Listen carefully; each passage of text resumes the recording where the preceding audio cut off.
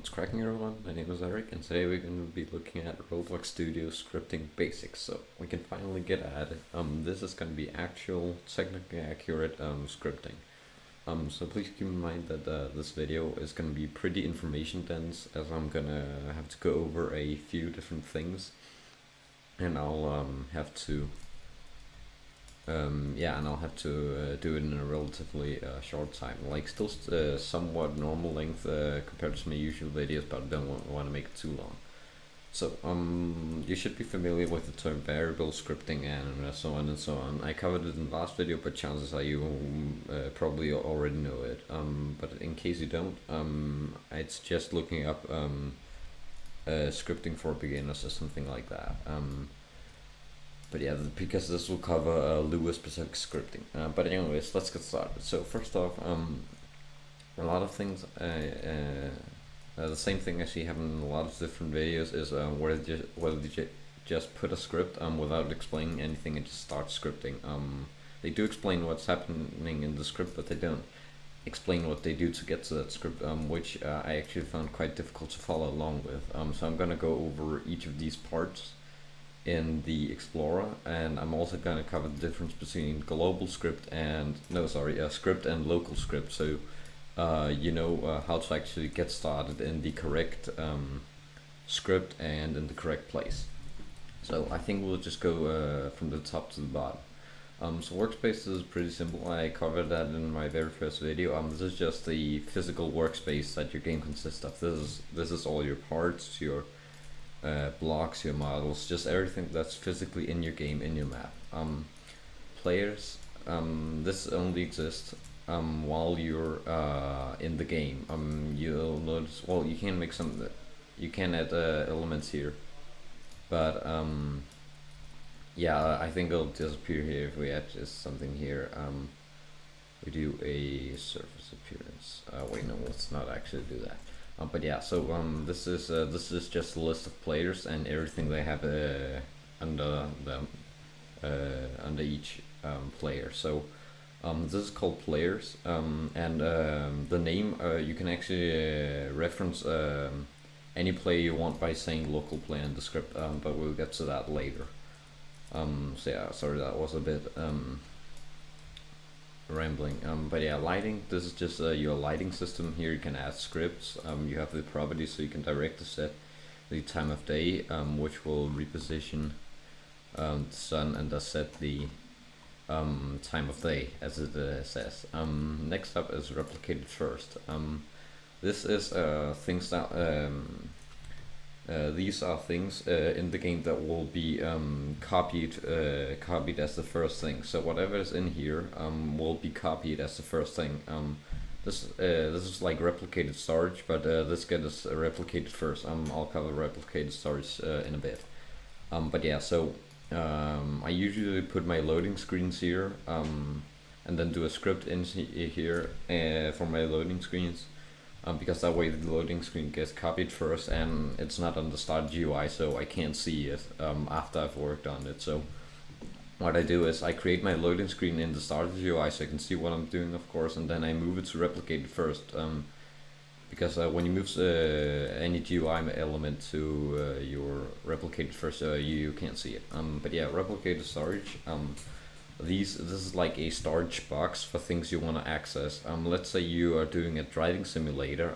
You have 3 different car models. Let's say you have an Audi, and several people need to buy this Audi, of course. You can't have several models. You can't just have every model of cars existing several places in the game to accompany each player. So what you do is you make one Audi model, and then from other places in the Explorer or via scripts, you can then access the replicated storage and then duplicate that Audi, so it still exists in replicated storage, and then other scripts and other places from the game can just take a copy and and distribute it.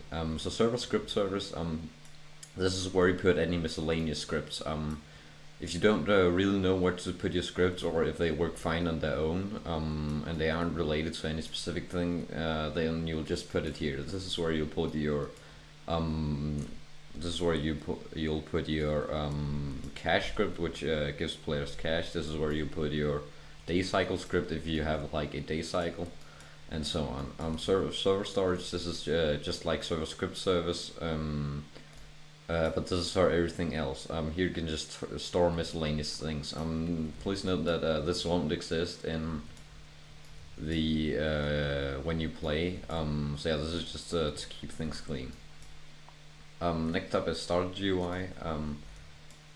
Yeah, I covered this in the UI basics, but this is basically where I have your UI system or all your GUI elements. Starter GUI doesn't actually exist. Normally under the local player, which means whoever is online. Normally you have the only way you can see GUI elements if they are under the player GUI, and the player GUI is under the local player. However, because we aren't playing right now, we can't see the local player. So to have a space to work with, we have the starter GUI. So once you hit play, everything that's in the starter GUI gets copied to the player GUI under the local player. So this is just like a gateway, and the same thing goes for starter pack. This is where you put all your tools that the player has to start with. Once again, this doesn't actually exist. This is just a gateway to the folder, also called player pack, just like starter GUI and player GUI. Here the gateway is called starter pack, and then it ends up under player pack. So yeah, this is the thing you start with. So yeah, starter player. This is like a starter GUI and starter pack. This is everything else. It's not a tool or not something UI related that still needs to get copied to the player. So you can see starter character scripts and starter player script. These are basic scripts to to make the player playable. So sound service. Once again, this is like a miscellaneous place. Here you can put scripts to do sounds. You can put random sounds or anything sound related, of course. This is our chat module where you can add extra things. Once again. To add scripts to the chat or add extra things to the chat system, although that's already done for you. When you can literally load up a base plate, and the chat system and everything else is set up automatically for you, to make it super convenient for you. Localization servers. I don't know much about this, but this is the service that's supposed to get the location, like in real life, of the player. So you can do something if you want to translate it according to the country. Once again, I don't know much about that, and that won't be relevant for now. And same goes to test service. This is just a service, extra complicated service for testing your test. For testing your game. Once again, I won't cover this in this video. So yeah,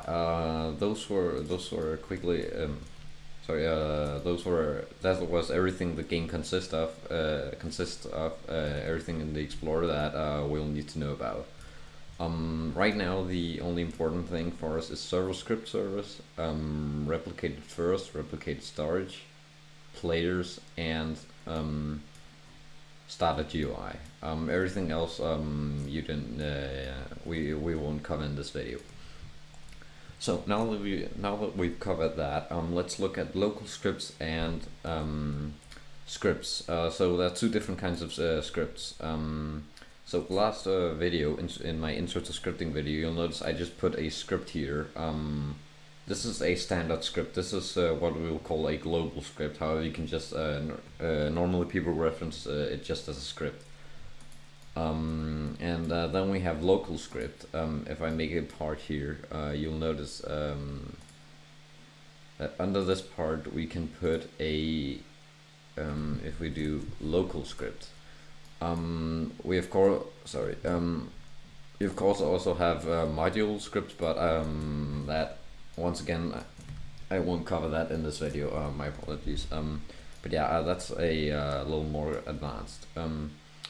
So yeah, so it really depends on what you want to do with this script. What's its purpose, what's its parent, and how much and how big of a part does it play in the game. So for example, our cache script, if I wanted to make a script that saves your cache and loads it when you spawn in, I'll put it here. That creates a cache value on the leaderboard that shows for everyone.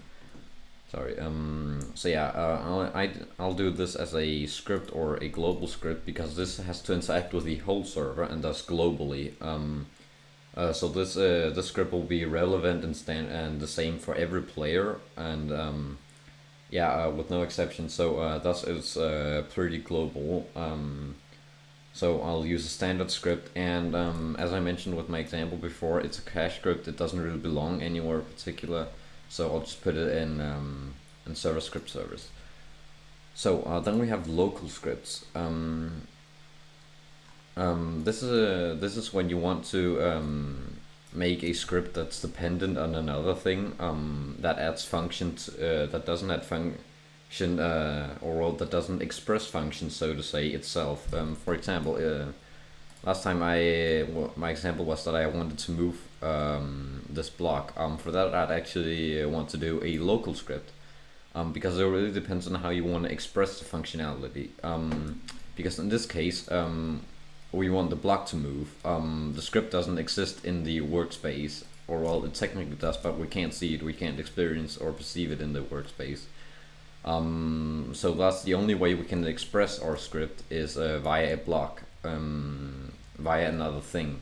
So this script depends. So local script depends on another thing that needs to express functionality, so to say. It can be kind of confusing, but you pretty much need to judge it yourself. It's kind of hard to give textbook cases and rules. So judge the situation yourself, and yeah. So now we've covered script and global scripts, I think we can finally get into actual scripting. So let's create a script. Once again, this isn't accurate. I just put a quick script here to show you some of the basic concepts.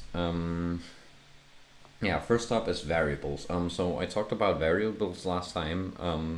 However, I didn't, as I said many times in my previous video, that wasn't technically accurate. So I'll show it now. So how to create variables. For now, I'll stick to only doing local variables. I'll cover global variables in another video. I know I say this a lot, but once again, it's kind of advanced. I think I'll do maybe a video that sums up everything that I didn't cover in this video. Advanced scripting, that might require a few videos, but anyway. So you say local, and then let's make a variable name, and then equals 50. So you'll notice that I say local first. You always say local to create a local variable. This means this variable can only be referenced and used inside the script. And usually that's fine. You'll almost always use local variables. Because global variables, which would just be cached, then yeah, once again, that's kind of advanced for another video. So you always start with well, if you do local variables, you always start with local, and then you say the name of your variable, and then equals. And it's important that it's 1 equals to sign, not 2 equals to sign, because this sets the value. I'll explain that a bit more later. So 1 equals to sign, and then the value. You can also do a text or something, but the important thing here is to put it in quotation marks, so it knows it's a string. A string is the term for words, letters, or sentences, anything that has to do with letters and not values. Because if I let's say I had another variable called local, let's just call this variable test, and let's say that I want to give it this a string variable. I want this variable to have the word test in it. However, because I've just written test and I already have a variable called test, it doesn't know if I want to do a string value like the actual word test, or if I want to override the cache variable with the test variable that I already have. So to declare it, so to say that I actually wanted to say the actual literal word test, I put it in quotation marks to not get confused. So if I just write test, it just it just it just overrides the cache variable with the test variable I've set. So yeah, that's how you declare variable. I explained also how to. I also explained why we only need one equals to sign. I'll just cover that now. Basically, wait, no, actually, I'll put that later. Sorry.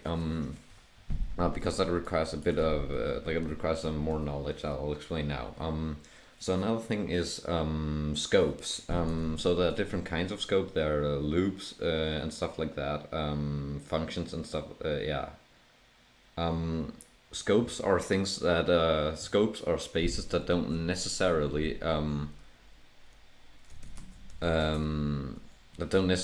get done. So let's say that I click on a button, and this is what will happen then.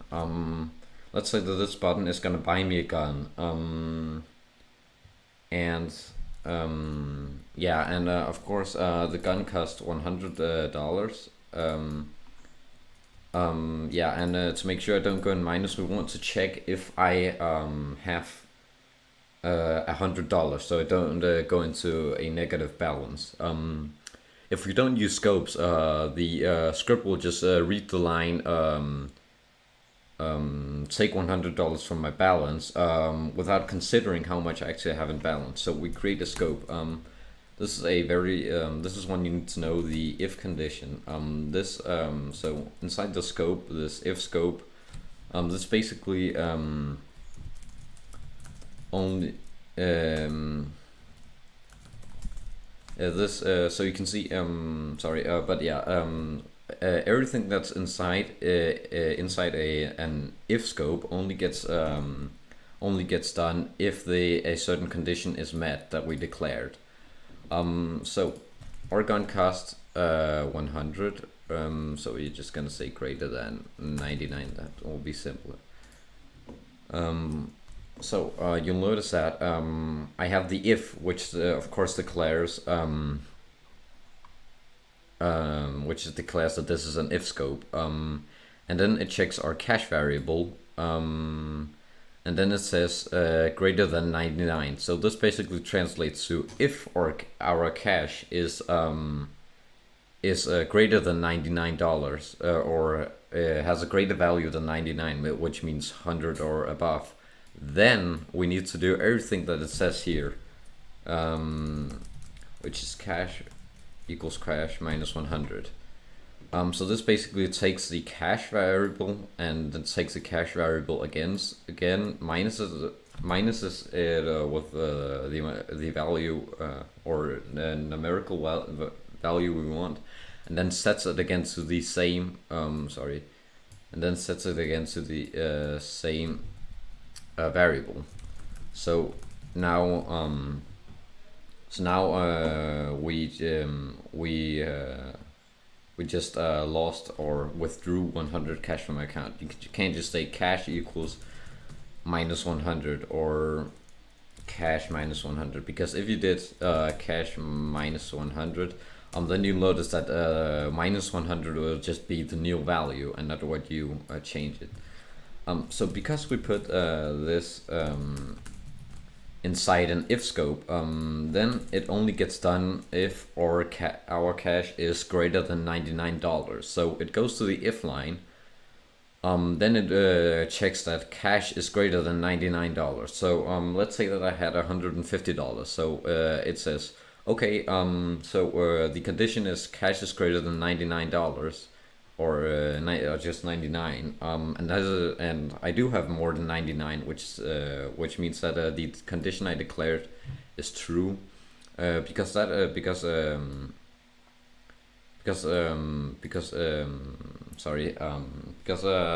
condition I declared is true. It then proceeds with the if script. So if cache is greater than 99, I have 150 that is greater than 99, so it goes into the if scope, which then tells me to take $100 away. However, if I didn't have more than 99 or 100 or more cash under the cache variable, let's say I had 70, Then it goes, if cash is greater than 99, then it detects that our cash variable is not greater than 99, so it just skips this entire part. So that way I didn't lose any cash. I'll just keep having $70. So yeah, you'll notice that scopes also make this indent, so that can create some series that can create like almost like diagonal lines when you have a lot of scopes inside each other, because yeah, you can do that. You can also do functions. I'll cover that in another video, once again a bit too advanced. Then you have loops. There are different kinds of loops. So they do several things in a row. So let's say I want to print A, and I want to do it 5 times. So instead of writing print A and then doing it and then writing it 5 times, I'll create a loop that does that for us. So a type of loop is a while. This works kind of like the if kind of like the if scope. This repeats the loop while a certain condition is met. So let's say that we have a game that heals us if we have less than 50% health. So while health is less than 50, do, and then heal. So this is you can't just say heal. This is the one thing that's not technically accurate. So this will heal us and heal us and heal us and heal us until it detects that we are now at 50 health, which means that health is not less than 50, so it doesn't have to do this. Then you also have repeat, and until. This is pretty simple. This will repeat everything in the scope until a certain condition is met. So let's check this. So notice that this checks it after. So if we compare to the while health is less than 50 do. So the repeat heals us and then checks if we have 50 health, and however this checks if we have 50 health before we do the before we run the scope. So this is pretty important. Depends on what you want to do. For example, on the Roblox Developer Hub, I saw a great example for that. Let's say I want to spawn in a certain amount of zombies. I want to have 25 zombies in my game. So while zombies is less than 25 do, or wait, zombies equals 25 do. So spawn zombie. Once again, this part is not accurate, but yeah, we'll just act like. So this detects sorry. This is less than 25. So this detects this goes around. It keeps spawning zombies until we have enough zombies. So let's say we let's say we reach 24 zombies. Then we repeat this thing once again, but yeah, then it spawns a zombie, and then we are now at 25, but it won't spawn another one, which is actually accurate. But in this case, it's sorry, I've completely forgot the example. But in this case, it's better to use the repeat until, because then it checks, then it counts everything that's done in this loop as well, because it checks after everything in the loop has been done, and thus also counts everything that's been done in the loop. So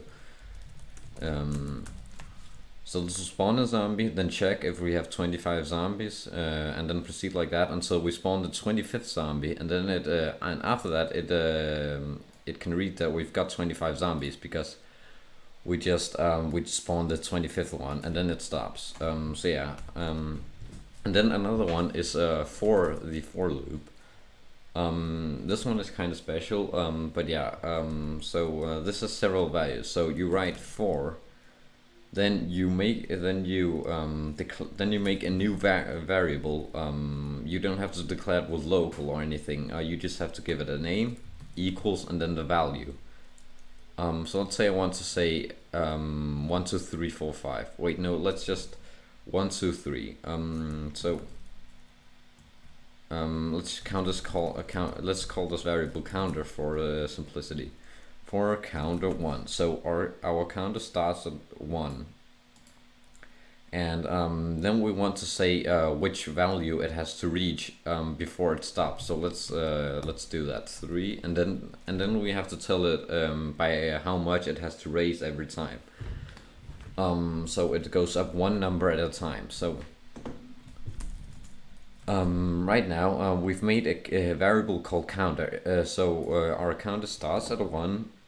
It'll go up by 1 because that's what we've declared, and it will go up by 1 until we hit the value 3. So if we do print and then counter, notice that this time I don't use speech marks because this time I actually want the variable. One thing to note is that this variable only exists inside the scope, which is a thing I neglected to tell before. Because yeah, so if I make if true, wait, no, how do I do this? Print counter. So let's make a new variable, local test equals 1. So if we then declare this variable or read this variable outside of the scope that we made it in, then it's enough. It doesn't register. It doesn't see any variable called test that exists. So yeah, I'm gonna cover that in a bit. But yeah, for now let's test the print counter. So let's just hit this again. So you'll notice hold on, I'll open the output menu. It's a bit laggy, I apologize. But yeah, if we open the output menu, this is where it prints the things. Yeah, you can see it printed 1 2 3 just like that. So 1 2 3 just like that, because of our for loop. So if we just stop playtesting right now, you can actually remove this last increment. Per standard, it just it counts up by 1, but you can also count up 2 at a time, or you could go 1 down at a time. But yeah, the next thing to do is hold on, I can show this as well as do a new test. So it prints the counter, and now I want to show the thing about declaring variables inside scope. So local test equals 7, and then we print the variable test that we declared inside here. So if we hit play, first of all we have our first test. We now remove the increment by how much it goes up, but the standard is 1, so it should still work. So let's test for that. So we're kind of running 2 different tests right now. Oh, I forgot the output window, my apologies. So you'll notice that it says 1 2 3, which is our first test, so that went well. And then it says nil. That doesn't matter, but basically nil means that there is no value to declare here. It doesn't really have any value. So it knows that there's a script, but because we declared it inside of a scope, and this is outside the scope we declared it in, then it can't read the value from here. What we can do though is, if we declare it beforehand, you can just say local test, and just like that. So now you've made a local variable, and you don't need to declare its value yet. So you can do that. You can create a variable which you don't declare the value of, and then later you can set its value or override its value and then reference it, even if it's inside a scope. So yeah, let's test it now. So what did I set it to? And I forgot. Output window again, god damn it. But yeah, if we head to view section and output, well, that's embarrassing. But yeah, I don't know what I screwed up here, But yeah, it is possible to oh, maybe because of the fact that it's inside a for loop. But yeah, it is possible to just declare a variable without declaring its value. So those are scopes. Now we've covered everything in the game, and local and global scripts. So now I'll show you how to access properties in Explorer via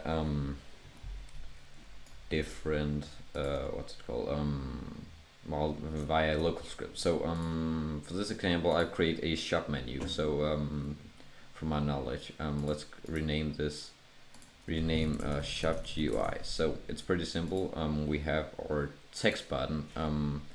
I didn't cover that last time, but as I said, the properties is exactly the same. So I'll put it over to the right side. So my anchor point should, oh wait, sorry. So my anchor point should also reference that. So we do x1 and y 0.5. Then we go down to position, and then we put it all the way to the right, and then put it halfway down the y-axis. Now it's perfectly in the middle along the y-axis and all the way to the right, according to the x-axis. Size, yeah, we can do that. Let's do 0.1 for each in scaling. So yeah, I covered this in my UI basics video. So if you don't know what I'm talking about right now, I'd recommend checking out UI basics. But yeah, just for aesthetics. So let's also do the shop, and then set the, okay, just like that. So now I've got my shop button. And maybe this is a bit of a complicated example. I apologize for that. Yeah, I'm also gonna create a frame which is gonna be the shop itself. This isn't gonna be too detailed or anything. I'm just gonna do a white frame. So yeah, if we do size, let's do 0.3 and then 0.7, like that. So this is gonna be our shop. We wanted to do so that the shop button open and closes it. This might be a bit advanced, but I think we can do it with the knowledge from UI basics and this video. So yeah, a bit of a complicated example, but this is how you would navigate. But this is also used to show how you would navigate the Explorer and properties window. So we use, you'll notice that I used a local script because it only has to do something with its parent, which is the the button that or is our shop button. So what we want to do is there are a few terms you need to know. So parent, that is what the element lies under. So right now this script's parent is the text button, and the text button's parent is shop UI, and the shop UI parent is, well, right now it's started UI, but it'll actually be played UI due to it being copied to the played UI. So yeah, so first of all we need to access this text button. So you can do that by saying script, which will reference the script I'm scripting in. So when I say script, this it means this local script I'm in. Hold on, I'm gonna do shop button script and then shop button. It's important to name your elements. Please do that for organization. It's gonna get messy really quick. But anyway, so how when you want to go up a step or down a step, that's pretty much how you navigate it. So let's say I want to change the properties of the frame when I click this button. So to do that, I need to go up 2 steps and then go down 1 step. That's how you navigate it, and then also name the property of this. So when you want to navigate, so to say, like this, you use dots in between. So I use the script. And then I want the script's parent, which is the button parent. So script.parent. So this entire step means the shop button, but I can also do dot parent, and now it's the script's parent's parent, which is the shop GUI. So yeah, and thus I can change the properties of that, or I can just change the property of the shop button. Let's say I want to change its anchor point, or wait, no, actually not. Let's say I want to change its text. Sorry. So I do script.parent and then name the property I want to change, which is text, and then I can set the property to what I want, and then say test.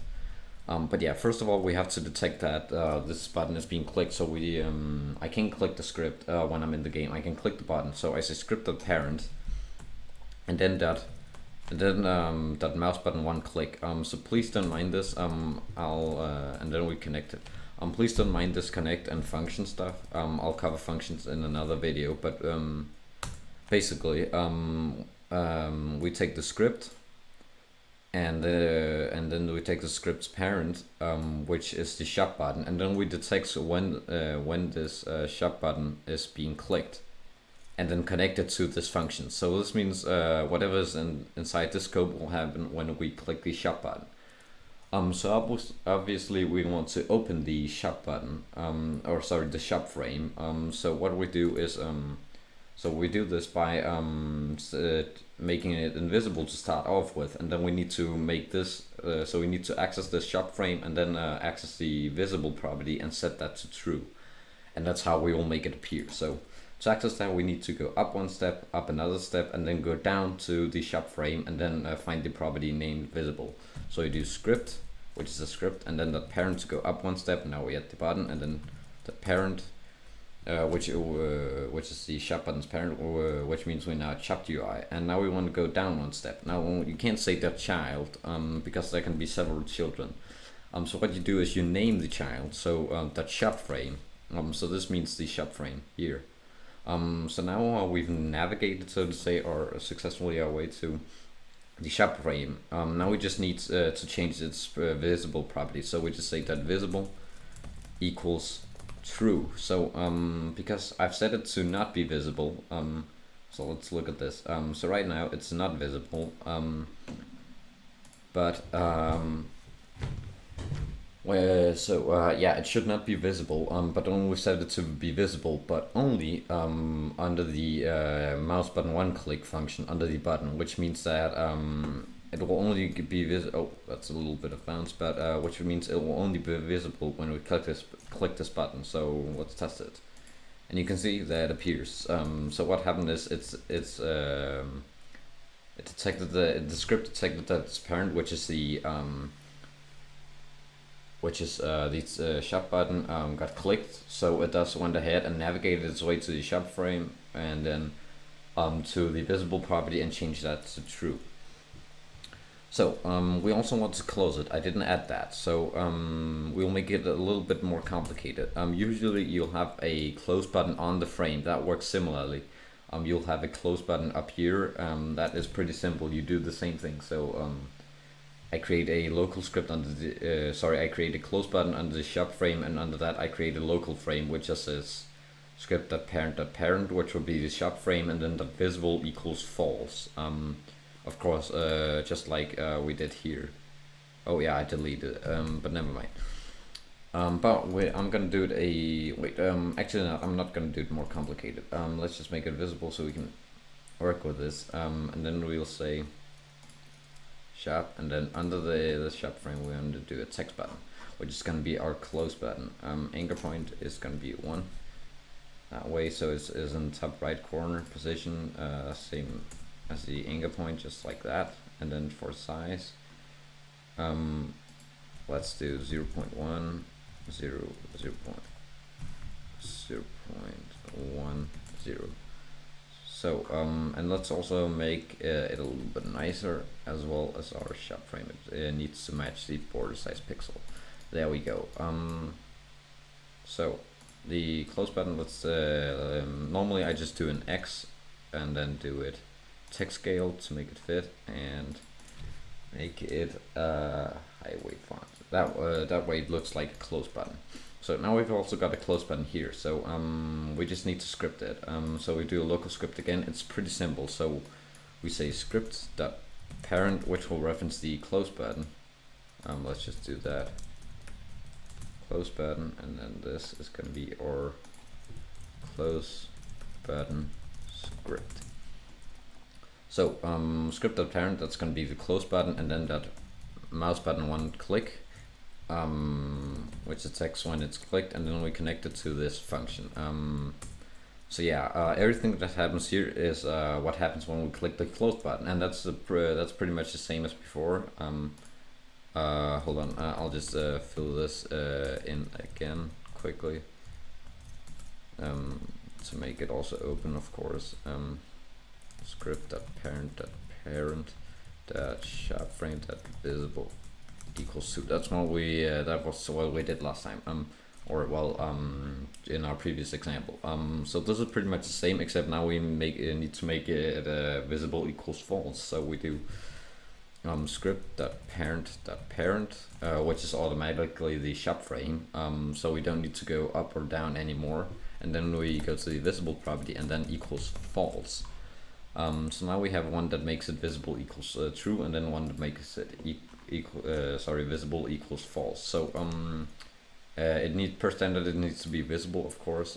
So let's check it out, shall we?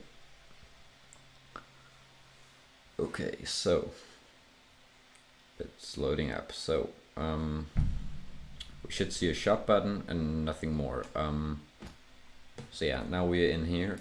And we have a shop button. So we open it just like before, and it looks like we created it. We have border size pixel at 3 at both the button and the frame, and now it should also close, which it did. And you can keep doing this, setting its visible property to true and to false and to true and to false and to true and to false and so on. So that works.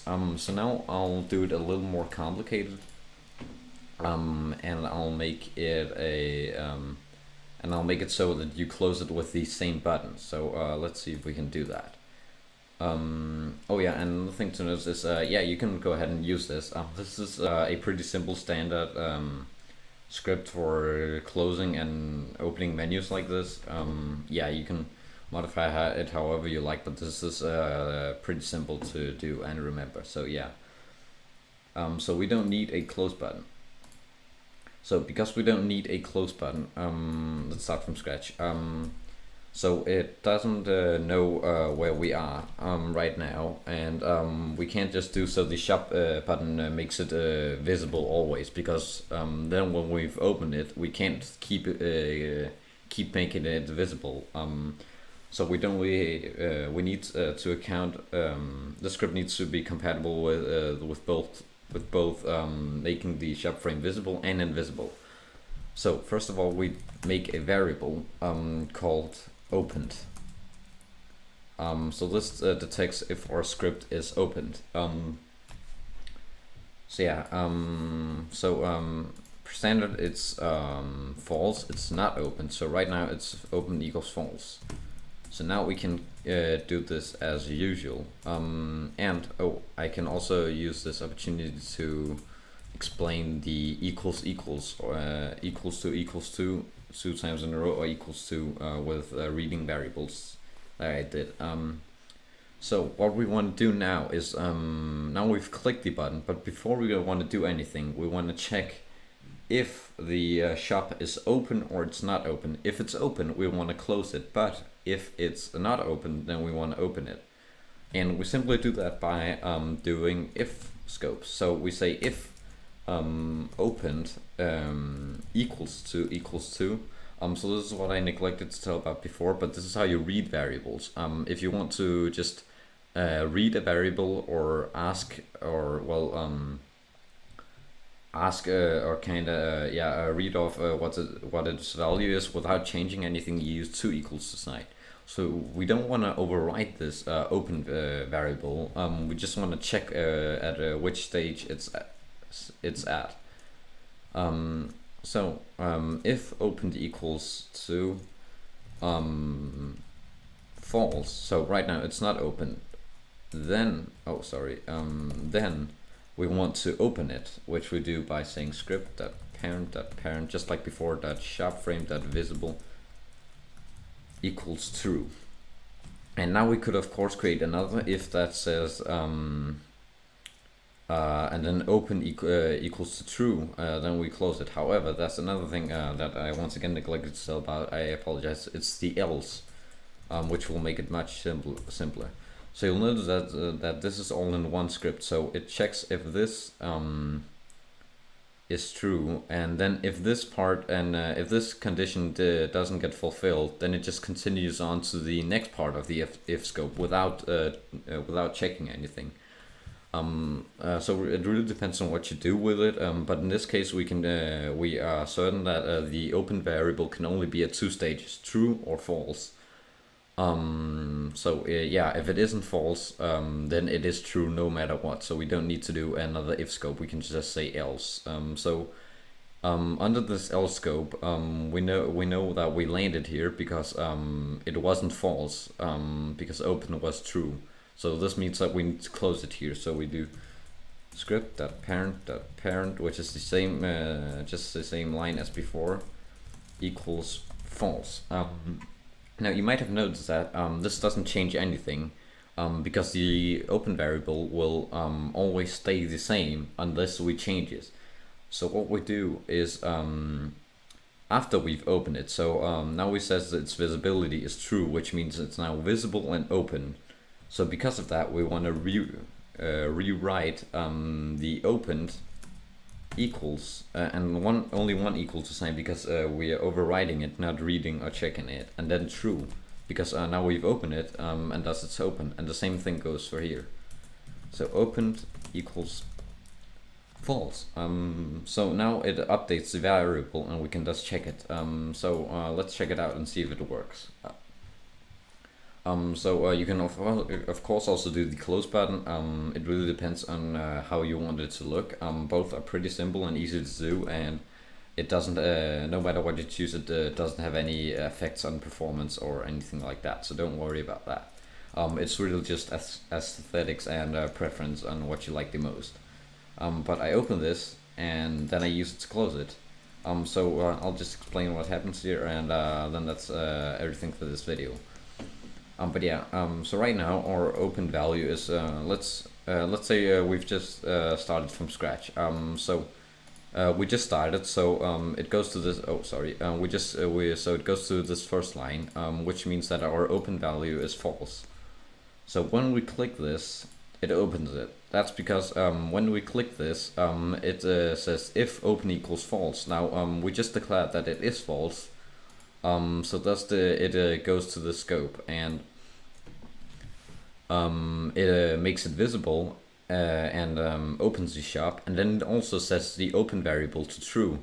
So now that I close it, we do this this whole function again, except this time we just overrode the open variable to be true. So it reads if open equals false, but it's not false because we just set it to be true. It skips this part and then it reads else. So we do this without checking anything more, which it tells us to close the shop by setting the visible property to false, and then also changes the variable, so we can do this whole thing again. So you can just keep doing like that. I said I wanted to keep this video standard length.